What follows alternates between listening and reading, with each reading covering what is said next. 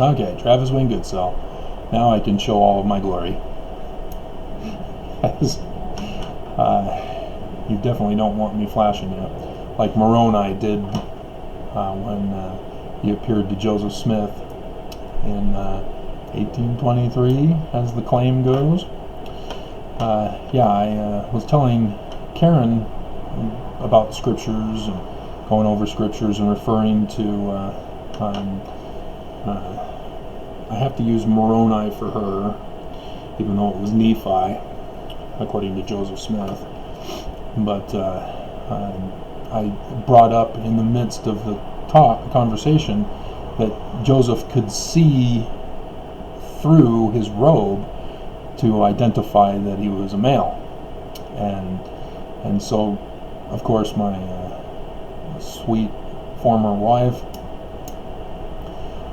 wasn't listening at all to a thing I was saying, but caught that and said, "No, it was not see-through." And so I had to pull up the scriptures, read it to her verbatim, and she still denied it.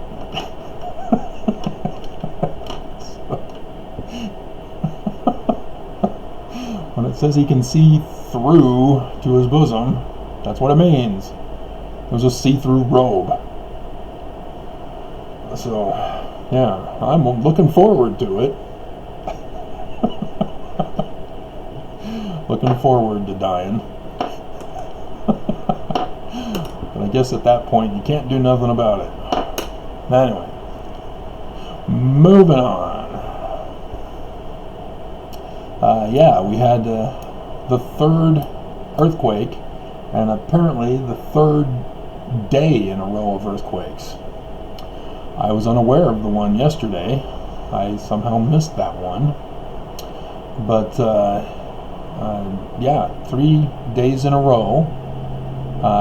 All seem to be from the same area out there in that open field by California Avenue and 72nd West,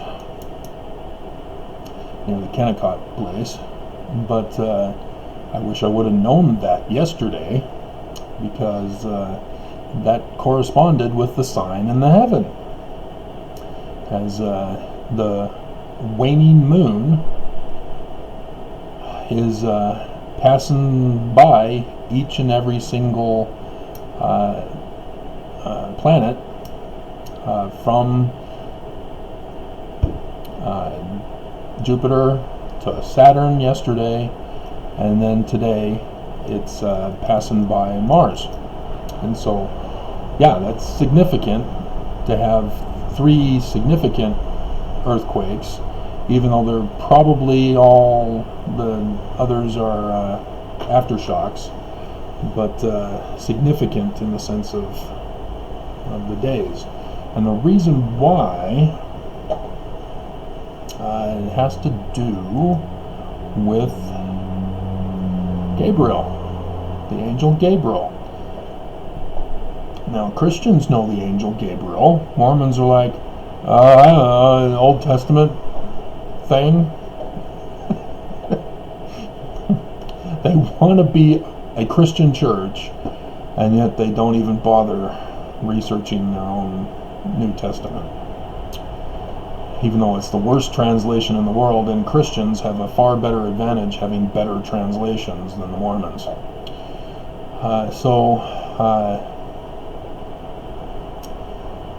Let's see. I'm going to have to do a search for the angel. What was his name at the temple? Was it Eli? I don't think it was Eli. That was Samuel.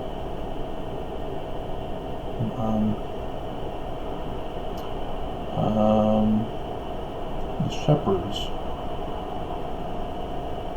But hold on a second. I should have done this before. But we know that Gabriel appears to Mary and says he's coming. He appears to Joseph he's coming. And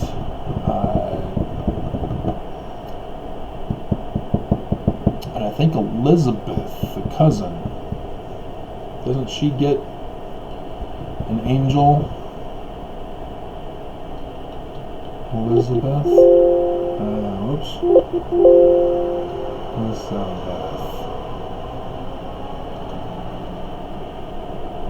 Yeah, Luke. Okay, let's see. Days of Herod, and Zacharias. And the wife was one of the daughters of Aaron, Elizabeth. Elizabeth was barren. And the angel said unto him, Fear not, Zacharias, for thy prayer is heard, and thy wife Elizabeth shall bear thee a son, and thou shalt call him name Dove. You didn't know that, did you? That's the Hebrew meaning for John. Johann. And thou shalt have joy, and the Holy Ghost in the womb. And go, let's see. And many of the children of Israel shall turn to the Lord their God. And he shall go before him in the spirit of power, Elias, to turn the hearts and Zacharias, who am I? I am Gabriel. And let's see. And so it's preparing the way before. So Passover, Elijah to come to prepare the way for the Christ. It's the last day of Passover. Gabriel is sounding his horn. So this worked out better finding that. And so yes, Elizabeth, not Elizabeth. Program won't recognize Elizabeth. Mary and Joseph all visited. Christ is coming. We're in the last days. Gabriel is the one who's saying Christ is coming. Gabriel has L at the end, which means God. And so the God of Gaber. What is Gaber? What could that be? It means strong. Strength of the Lord. The Lord is strong. God is strong. And I can go over the Paleo Hebrew if you want versus the Aramaic. But we're already at 8 minutes. Because I'm fooling around with my robe.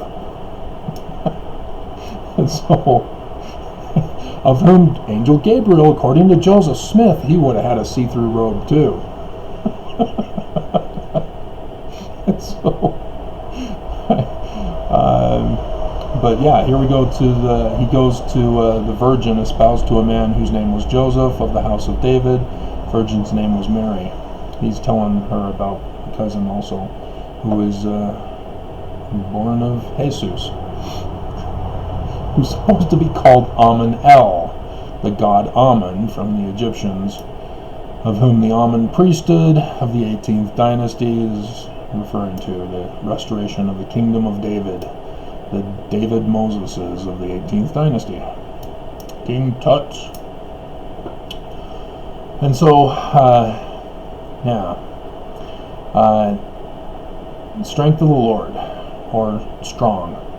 So Mormons, section 85, Doctrine and Covenants, verse 7, who's the Lord going to send in the church? Who is not the president of the church, but who will restore the house of God, as well as restore the kingdom of David, the one mighty and strong. Gabriel. And so Elijah, he came. There you go. As Gabriel announced. And so it's just, temples are all closed in the Mormon church, aren't they? But alrighty, and so we also have Gabriel appearing to announce the birth. So the birth happens. Who does Gabriel announce it to? Shepherds lowing in their fields. He announced it to shepherds after the birth. And so that's another Gabriel appearance.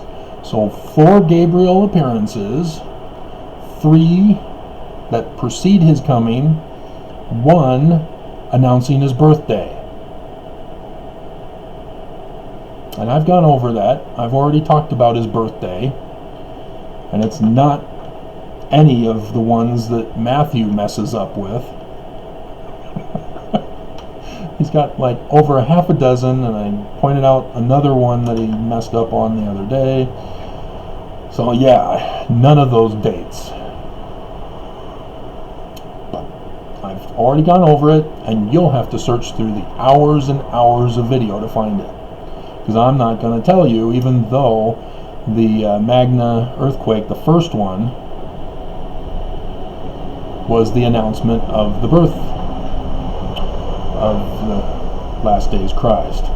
And then we had 3 days in a row, boom, boom, boom, Gabriel from Magna announcing the coming of the Christ. And so again, if you're thinking it's Jesus of the Gospels, you got another thing coming. Because this is all about Jews, guys. The Jews have the right traditions, except for the ones they got from Babylon. Oh, looks like it's snowing. Huh. But, yeah, I always wondered about rain and earthquakes. It seems to be confirmed. Alright, and so, yes, just like Moses was a man, he restored the kingdom. And restored it from the Pharaoh, who was the false Christ, as he was anointed as king of Egypt. So he was the false Christ, and he was also the false prophet, being the great high priest as well. The Egyptians had a theocracy, combining government and religion as one, and the Pharaoh was the leader of both. And so Trump, as much as he wants to claim, I'm the chosen one, no one else could do it, so it might as well be me. You can't choose yourself.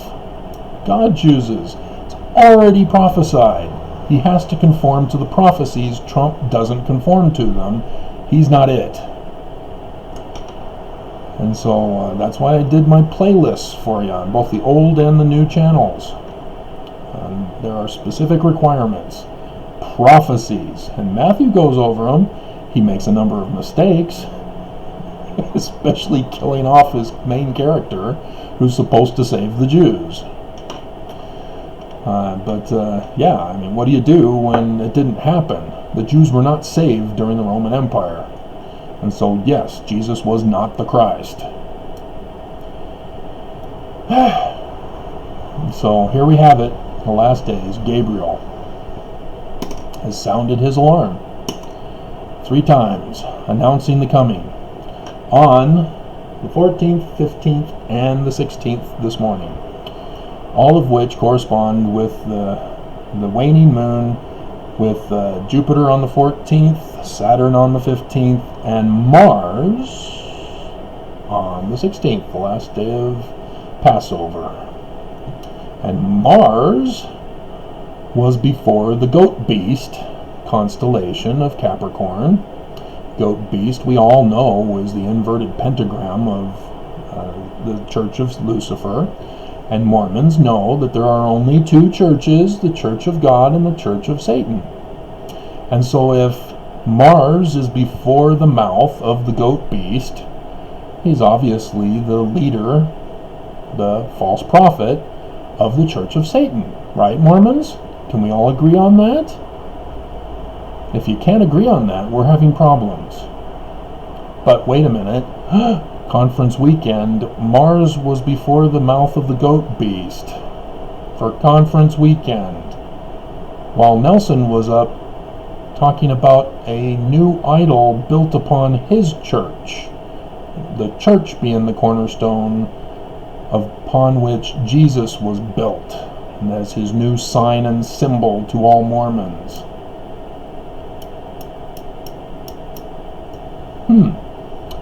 Which church uses idols? God's church? Or Lucifer's church? Yeah. So, like I said, I was born and raised Mormon 50 years. Never in my wildest dreams did I know it was this insidious. So, but again, the Christ cannot come if everything were great. There would be no need for him. So here we go. His birthday was announced by Gabriel back in March, the day after. And then Gabriel, the last 3 days, has been announcing his coming. At the last day of Passover, preparing for the coming of Christ as the dove. And and you do know that Magna means strong, right? Gaber, strong. Magna, strong. Earthquake from Gaber. Warning from Gaber. Warning from Magna.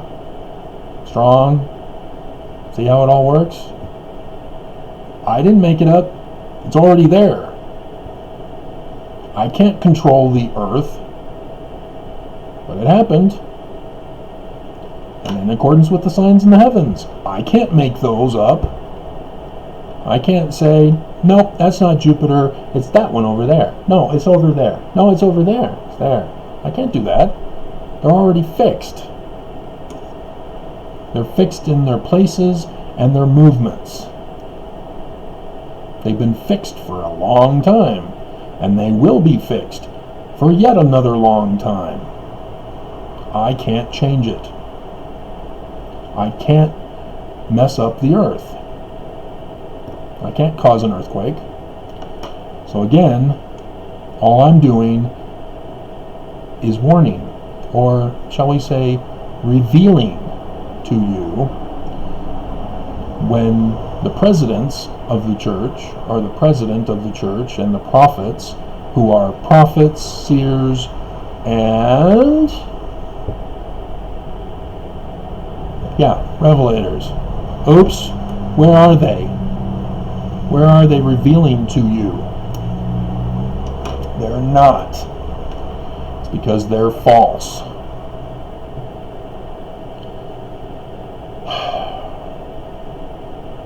So there you go. Angel Gabriel, Magna, Passover, Armageddon, the end of the world, the latter days.